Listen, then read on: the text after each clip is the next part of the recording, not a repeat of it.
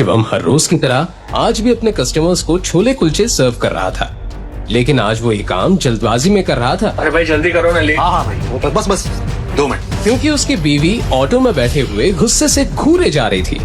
शिवम का इंतजार करते करते दृष्टि के सब्र का बांध टूट गया था और वो उसके पास जाने के लिए ऑटो से निकली, लेकिन फिर वहीं रुक गई। एक छोले कुलचे बेचने वाले की वाइफ कहलाने में उसे शर्मिंदगी महसूस होती थी, इसलिए उसने शिवम को दूर से ही फोन पर कहा, हाँ बोलो। क्या कर रहे हो? इतना टाइम कौन लगाता है? जल्दी करो। तो बस वो मैं सोनू का इंतजार कर रहा हूँ ना, वो बस दुकान संभालने के लिए वो आता ही होगा। आगे आ जल्दी आ। दृष्टि परेशान तो थी, लेकिन वो इस बात से अनजान थी कि उसकी परेशानी और बढ़ने वाली थी। कार से सूट पहने एक रिच हैंडसम लड़का बाहर निकला, जिसे देखकर दृष्टि चौंक गई। दृष्टि, तुम यहाँ? अभय,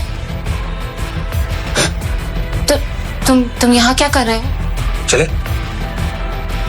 ओ, तो ये है तुम्हारा सड़क पर ठेला लगाकर छोले कुलचे बेचने वाला पति। मुझे ना तुम पर बहुत दया है। कहाँ तुम अरबपतियों के खानदान नारंग्स की बेटी थी। जब तुम सड़क पे निकलती थी तो लोग तुम्हारे लिए रोड साफ किया करते थे, और आज देखो तुम इस सड़क छाप ठेले वाले का हाथ पकड़ के चल रही हो। बोल लिया तुमने? और कहाँ भाग गए थे तुम आज से 2 साल पहले? मैं भागा नहीं था, मैं अपने करियर के लिए यूएस गया था। ये बात तुम बहुत अच्छे से जानती थी कि मैं तुमसे बहुत प्यार करता था। दरअसल अभय दृष्टि का एक्स बॉयफ्रेंड है, जो उसे कॉलेज के दिनों में बेहद प्यार करता था। लेकिन तुमसे इंतजार नहीं हुआ, मेरे जाते ही तुमने इससे शादी कर ली। अभय की यूएस जाने के कुछ दिनों बाद उसे पता चला कि दृष्टि ने छोले कुलचे का ठेला चलाने वाले शिवम से शादी कर ली है। उस दिन से दृष्टि के लिए उसका प्यार नफरत में बदल गया। अरे मेरा रिप्लेसमेंट कम से कम मेरे टक्कर का तो देखती है। छोड़ो ये सब। तुमने ये नहीं पूछा कि मैं यहाँ इंडिया में अब क्या कर रहा हूँ? नहीं पूछ, क्योंकि मैं जानना ही नहीं चाहती। तुम्हें जानना चाहिए, क्योंकि मैं ये चाहता हूँ। हाथ छोड़ो मुझे। ये देखकर दृष्टि के साथ खड़े उसके पति शिवम का खून खौल उठा। मेरे बीवी का हाथ छोड़, तू लेकर बात कर। अब तू मुझे बताएगा कि मुझे क्या करना है? तू 2 कौड़ी के ठेले वाला, तुझे पता है मैं कौन हूँ? अभय कपूर। ग्लोबल पैराडाइज का नाम सुना तुम दोनों ने? एशिया की नंबर 1 मल्टीनेशनल कंपनी, मैं उसका एमडी यानी मैनेजिंग डायरेक्टर। क्या हुआ? झटका लगा? सोच रही हो ना कि काश 2 साल और इंतजार कर लिया होता तो इस ठेले वाले के साथ घूमना नहीं पड़ता। बकवास बंद करो अभय।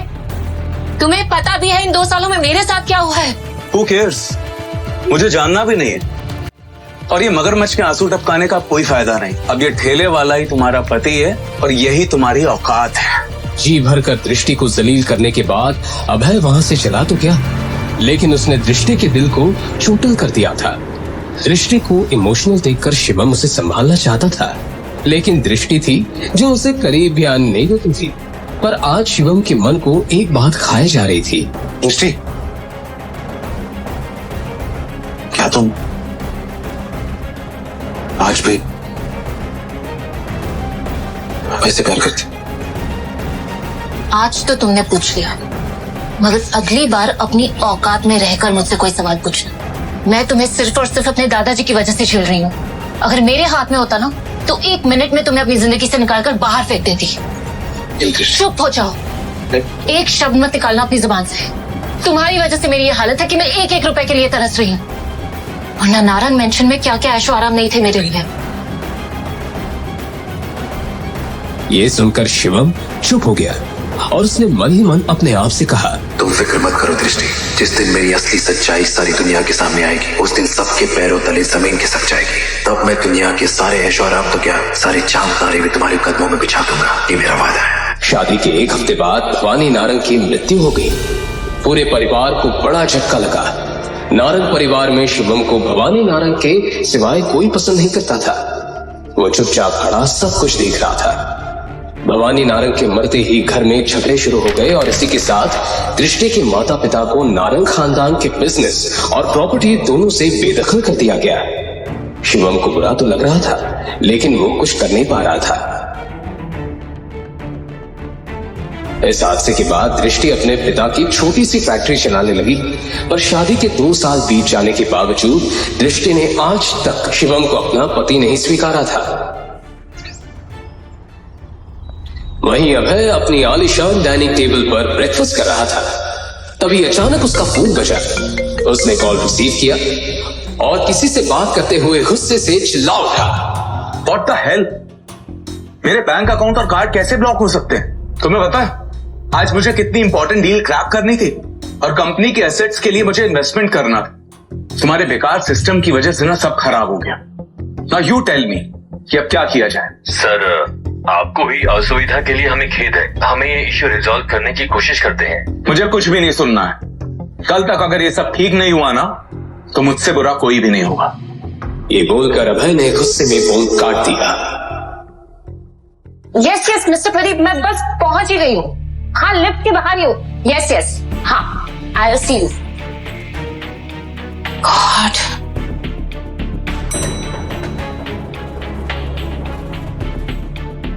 ऋषि, तुम इतनी सुबह सुबह मेरी सोसाइटी में? कहीं पुरानी मोहब्बत फिर से जिंदा तो नहीं हो गई? बकवास बंद करो। मैं यहाँ अपने काम के सिलसिले में किसी से मिलने आई, और तुम्हें इससे क्या मतलब? मुझे तुम्हारे मुंह नहीं लगना, प्लीज। अब इतना गुस्सा किस काम का?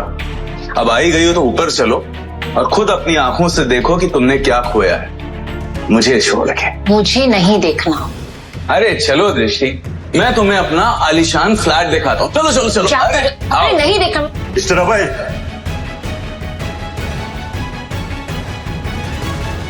मिस्टर अभय, आपको हाउसिंग कंपनी से नोटिस देना है।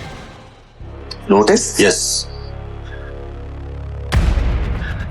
जैसे ही अभय ने वो नोटिस खोलकर पढ़ा, उसके होश उड़ गए। व्हाट? आज की आज मुझे फ्लैट खाली करना होगा? नहीं नहीं नहीं, ऐसा नहीं हो सकता। जरूर ये कोई फॉल्स नोटिस है। मुझे अभी ऑफिस जाके पता करना होगा। कहीं नजर तो नहीं लग गई तुम्हारे फ्लैट को मेरी? ओ शराब दृष्टि, मेरे लिए तुम्हारी औकात एक चींटी जितनी भी नहीं है। अब मुझे धमकी बाद में देना मिस्टर अभय। पहले जाओ और अपना आलीशान फ्लैट बचाओ जो तुम्हें तुम्हारी कंपनी ने दिया था और अब तुमसे छीनने वाली है। तुम्हें तो मैं ना। बाय, मेरी लिफ्ट आ गई। कुछ ही देर बाद जैसे ही अभय अपने ऑफिस पहुंचा, उसने देखा कि उसकी कैबिन में उसकी टेबल के ऊपर एक लेटर पड़ा था। जैसे ही अभय ने वो लेटर पढ़ा, उसके पैरों तले जमीन खिसक गई। ये उसका टर्मिनेशन लेटर था जो डायरेक्ट कंपनी के सीईओ से आया था। Termination letter? वो भी मुझे? वेट, ऐसा नहीं हो सकता। और मैं तो कभी कंपनी के मालिक से मिला भी नहीं हूं, तो मैंने उनके साथ बदतमीजी कब की? लेटर में लिखे टर्मिनेशन का रीजन पढ़कर अभय का दिमाग ही हिल गया। गुस्से से भरा अभय वो लेटर लेकर सीईओ के पास पहुंचा। मिस्टर अमन, मुझे आपसे बात करनी है। अभय, हाँ बोलो। आपने टर्मिनेशन लेटर क्यों भेजा? जिस शख्स से मैं आज तक मिला नहीं हूं, मैं उनकी बेइज्जती क्यों करूंगा?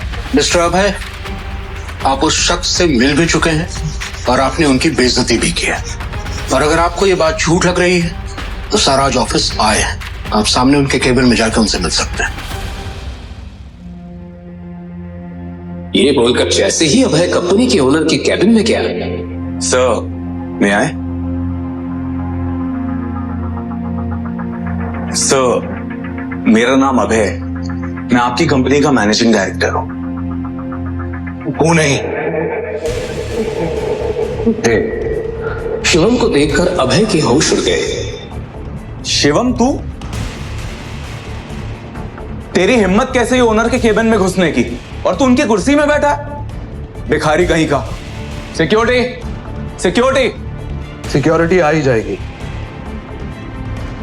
मुझे बाहर निकालने के लिए। एमडी साहब। बॉस, तुम लोगों का दिमाग खराब है क्या? ये 2 कौड़ी का आदमी सड़क पर ठेला लगाता है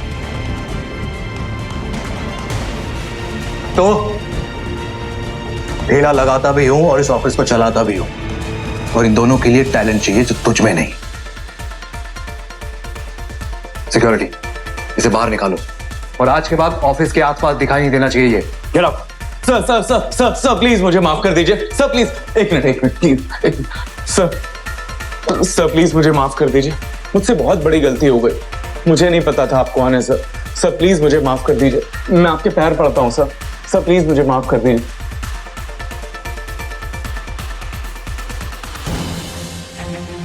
इंसान की पहचान उसकी औकात से होती है, यही कहा था ना तूने मेरी बीवी को। अब ये ठेले वाला ही तुम्हारा पति है और यही तुम्हारी औकात है। कैसे माफ कर तुझे?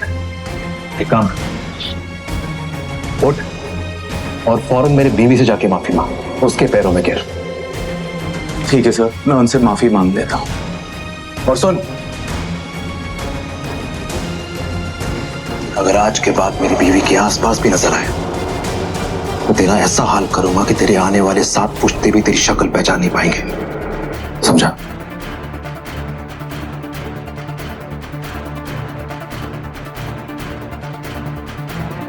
और हाँ, एक और बात,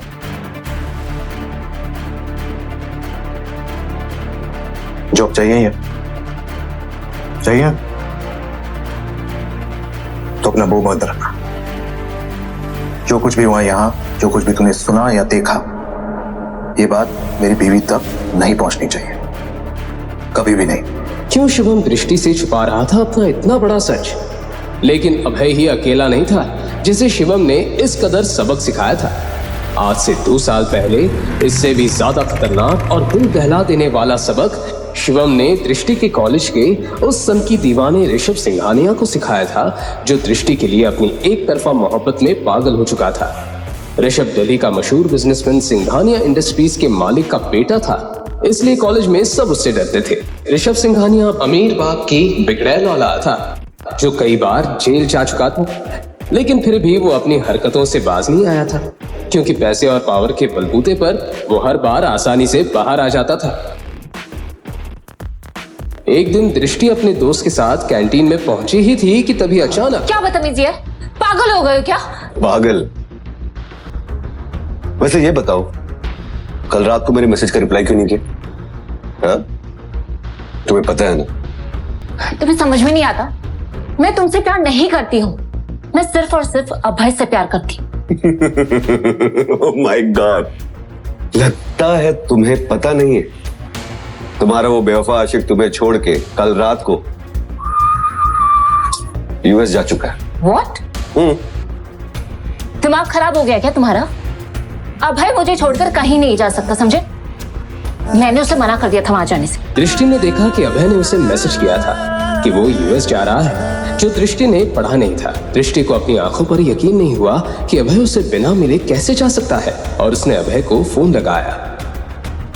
आप जिस नंबर से संपर्क करना चाहते हैं वो इस वक्त उपलब्ध नहीं है। बड़ी भोली हो तुम, जाने मन बहुत बड़ी गलतफहमी हो गई है तुम्हें। जिस अभय की तुम गुणगान गा रही हो ना, वो तुम्हें दूध में पड़ी मक्खी के तरह निकाल कर यूएस जा चुका है। अरे उसे भी सक्सेस चाहिए था लाइफ में, बहुत सारा पैसा चाहिए था उसे। कब तक तुम्हारे साथ टाइम पास करता? उस गरीब की फूटी किस्मत में किसी की निगाह पड़ी होगी और बहुत बड़ा मौका दे दिया होगा तो गया। ऋषभ की बातें दृष्टि को तीर की तरह चुभ रही थी। खैर छोड़ो, मैं तुमसे आज ही शादी करने को तैयार हूं। दृष्टि ने उसे एक जोर से थप्पड़ जड़ दिया। कैंटीन के सभी लोगों के सामने ऋषभ की पहली बार इतनी बेइज्जती हुई थी। मैं तुमसे प्यार नहीं करती, और खबरदार जो मुझे छूने की कोशिश भी की ना तुम। बहुत अकड़ है ना तुझमें, दृष्टि नारंग। मैं तेरा वो हाल करूंगा ना कि तू अपना ये खूबसूरत शक्ल किसी को दिखाने के लायक नहीं रहेगी। ये चाटा जो तूने मुझे मारा है, इसकी बहुत भारी कीमत चुकानी पड़ेगी। और तेरी ये अकड़ अपने जूते के नीचे कुचल ना दी ना मैंने, तो मेरा भी नाम ऋषभ सिंघानिया नहीं।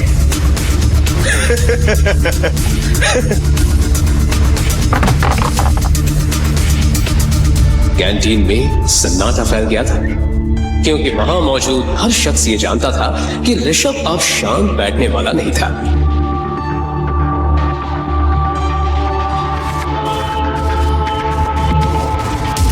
आखिर ऐसा क्या करने वाला था ऋषभ? क्या ऋषभ दृष्टि के खिलाफ कोई षड्यंत्र रचने वाला था? उसी रात जहां पूरा शहर सुकून की नींद में डूबा हुआ था, वहीं आज रात दृष्टि की जिंदगी में एक बहुत बड़ा तूफान आने को तैयार था। आधी रात हो चुकी थी जब उसकी एक दोस्त का कॉल आया। हेलो दृष्टि, तूने वो कॉलेज का व्हाट्सएप ग्रुप चेक किया? क्या यार, इतनी रात को कॉलेज ग्रुप कौन चेक करता है? तुझे क्या हुआ? तू इतनी घबराई हुई क्यों साउंड कर रही है? तू बस जल्दी से जल्दी ग्रुप चेक कर अभी। क्या हुआ यार? जैसे ही दृष्टि ने मोबाइल पर कॉलेज ग्रुप चेक किया, उसके पैरों तले जमीन खिसक गई। ऋषभ ने दृष्टि का एक वीडियो कॉलेज ग्रुप में यहां तक कि पूरे सोशल मीडिया में वायरल कर दिया था, और हर जगह बस दृष्टि के ही वीडियो की बात हो रही थी। ये वीडियो किसने?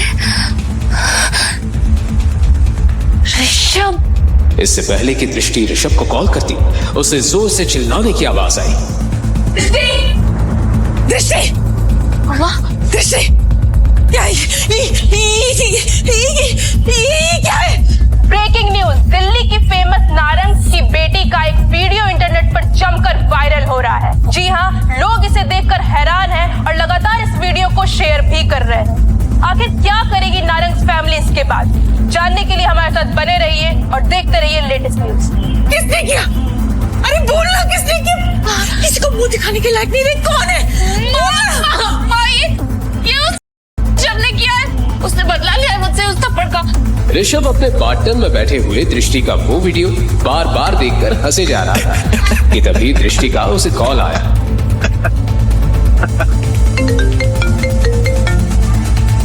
ऋषभ, तुमने क्या किया ये कॉलेज ग्रुप पे? तो तुम्हें देख लिया। तो बताओ कैसा लगा मेरा सरप्राइज? फाइनली तुम्हारा कॉल आ ही गया। पता है कितनी बेताबी से मैं तुम्हारा इस कॉल का इंतजार करता था। मुझे यकीन था कि मेरी दृष्टि मुझे जरूर फोन करेगी, मगर नहीं, तुम्हें तो मेरी कदर ही नहीं। अब इश्क का जुनून हद से बढ़ चुका है माय डार्लिंग। Shut up! तुम ये सब कैसे कर सकते हो? मैं ऋषभ सिंघानिया, मैं वो सब कुछ कर सकता हूँ जो तुम कभी सोच भी नहीं सकती। अभी वक्त है, शादी कर लो मुझसे। लिसन, तुम अगर दुनिया के आखिरी लड़के भी होगे ना, तो भी मैं तुमसे शादी कभी नहीं करूंगी। दृष्टि की ये बात सुनकर ऋषभ जोर जोर से हंसने लगा। वहीं दूसरी तरफ उसकी मां का रो रो कर बुरा हाल हो रहा था।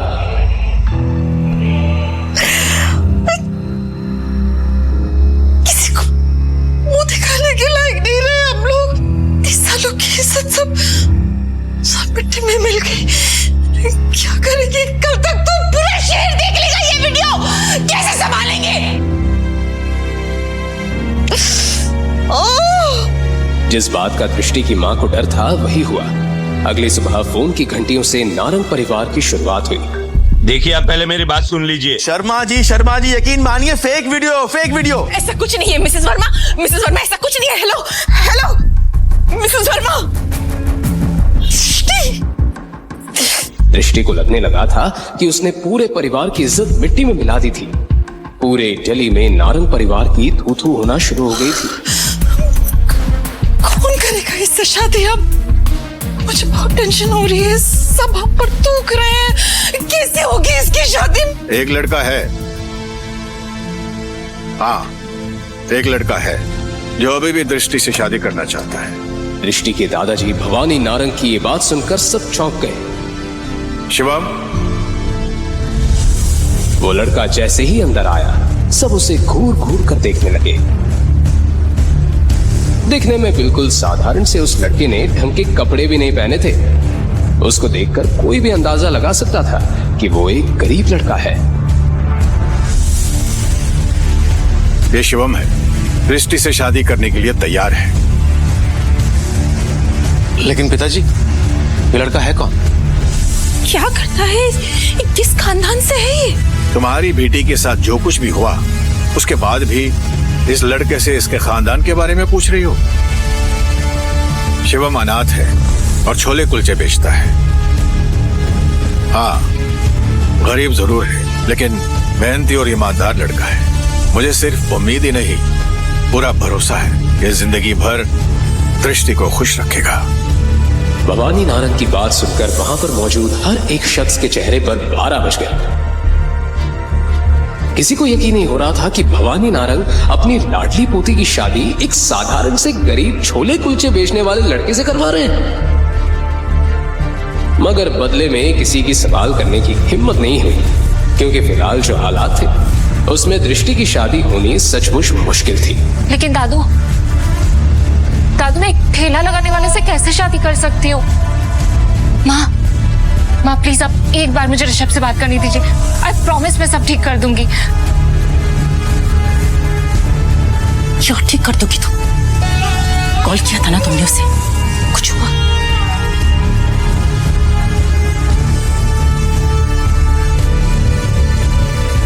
दृष्टि,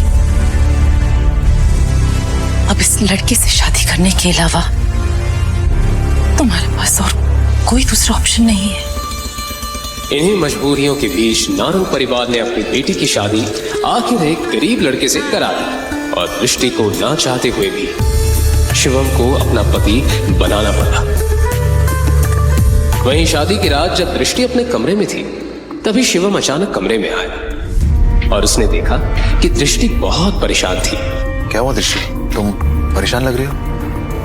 देखो, मुझे तुमसे कोई बात नहीं करनी। भले हम पति पत्नी जरूर बन गए हैं, लेकिन हमारे बीच ऐसा कोई रिश्ता नहीं होगा। तुम अपनी प्रॉब्लम मुझसे शेयर कर सकती हो सकता है मैं कुछ हेल्प कर दूं। तुम मेरी हेल्प करोगे? यस। हैसियत देखिए तुमने अपनी। तुम मेरी कोई हेल्प नहीं कर सकते, समझे तुम? एक तो पहले ऋषभ और अब तुम। गुस्से में दृष्टि ने अपना सारा गुस्सा शिवम पर निकाल दिया।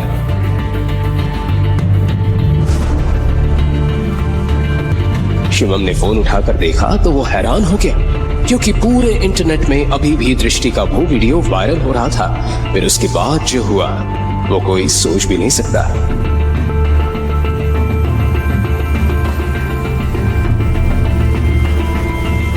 हेलो, हाँ बोल मेरे भाई। सर वो वीडियो अचानक से गायब हो गया और आपके खिलाफ किसी ने रिपोर्ट भी लिखवाई है। What nonsense!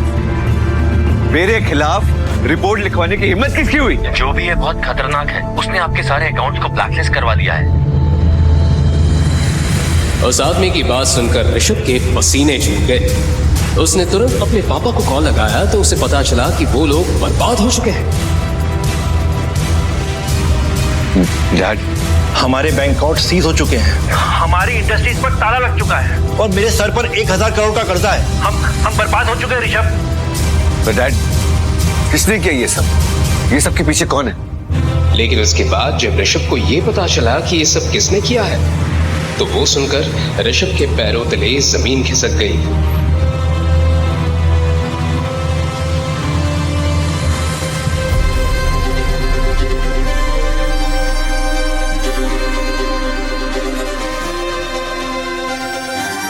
वहीं दूसरी तरफ दृष्टि ने जैसे ही अपना फोन उठाकर देखा तो उसे पता चला कि उसका वायरल वीडियो पूरे इंटरनेट से गायब हो चुका है। लेकिन ये सब किया किसने? इससे पहले कि दृष्टि इस बात का पता लगाने की कोशिश करती, अचानक डोरबेल बजी।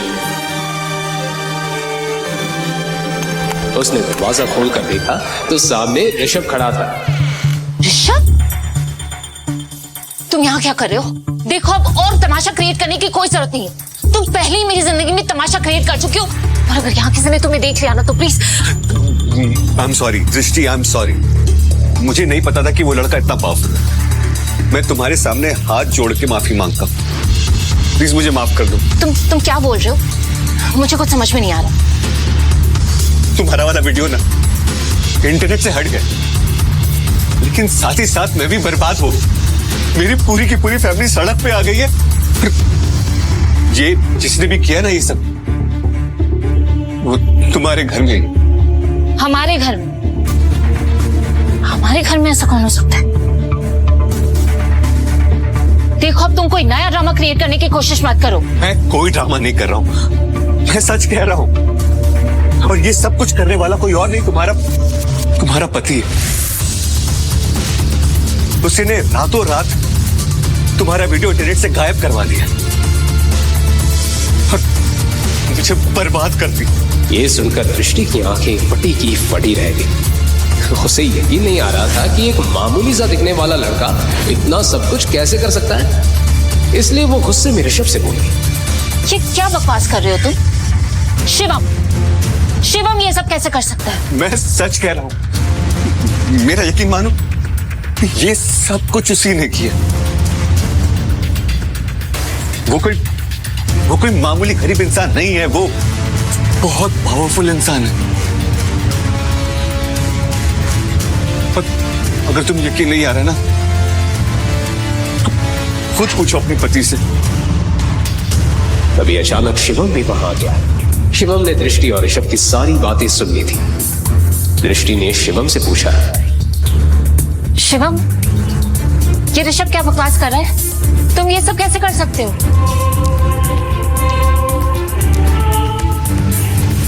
लेकिन बदले में शिवम ने कोई जवाब नहीं दिया और उसके चेहरे पर एक हल्की सी मुस्कुराहट फैल गई।